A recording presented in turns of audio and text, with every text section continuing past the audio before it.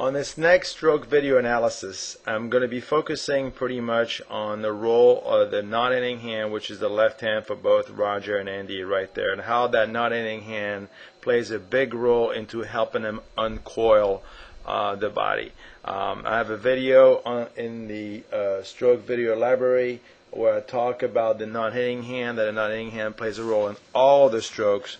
On this particular video, I'm going to show you how vital and important the left hand, the non-hitting hand, is when you're hitting a full hand, how it's going to help you pretty much uncoil and turn into the stroke and to help you get more power and more spin into it. So I want you to watch right now is the left hand of both players. They keep the left hand on the racket on the way back, which is, I'm a huge fan of that. I mean, I teach that every day. Just learn however big your backswing is. If you have a loop, if you have a smaller loop around the motion, keep your left hand on the racket until you're ready to stroke the ball right there. Once they let go, they're committed to the swing. It's a pretty much non-stop from there.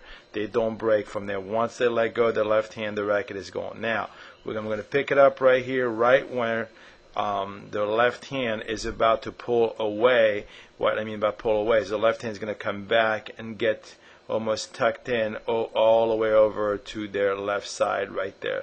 So I'm going to try to let this kind of roll simultaneously right there together. And watch what happens to the left hands right there.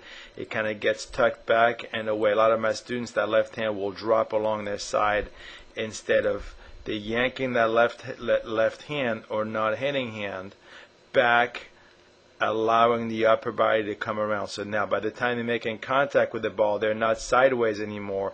They are flush facing the net. So you start sideways, you face the net when you make contact, and then when you're done swinging, you have your opposite shoulder that started off back to begin with, ends up now pointing at the net. So you end up with your right shoulder pointing at the net, where when you started the stroke, it was your left shoulder that was pointing at the net right there. So that's how important that upper body turn is. See, you had the left shoulder pointing at the net right there. When he is done, it's the right shoulder pointing at the net, and then the other shoulder is pointing actually backwards.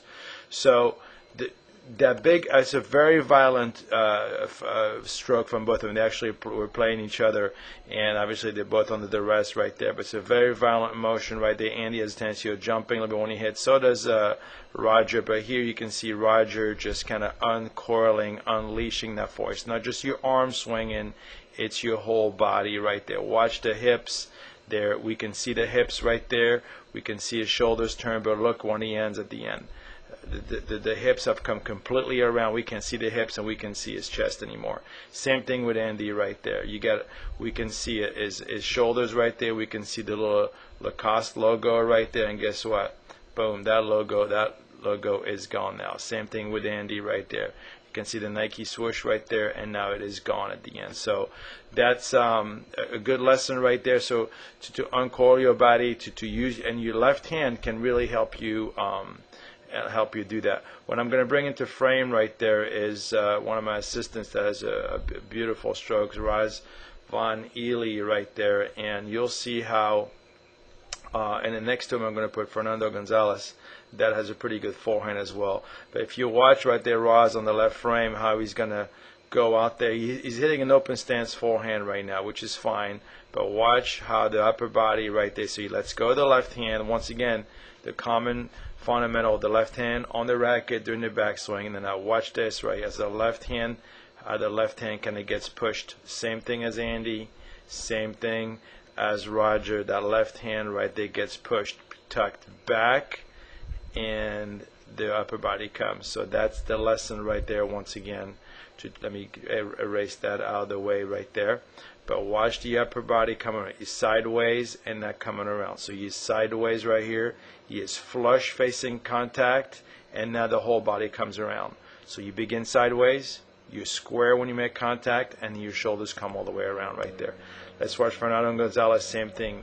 He's got his upper body sideways right there, flush at contact, and comes all the way around when you're done right there. So hopefully I was able to shed some light there on the coiling and the uncoiling of the body.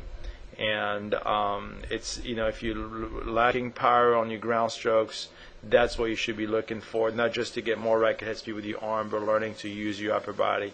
And I'll finish up with the super slow-mo Roger Federer's forehand from the different angle right there. He comes around and all the way. It's a little bit of a jump, yes, but jumping is allowed if you use it the right way. All right, hopefully I was able to help you out, shed some light onto coiling and uncoiling, using your non-hitting hand to help you shift your weight into the shot. You can email me through the site if you have any questions, and hopefully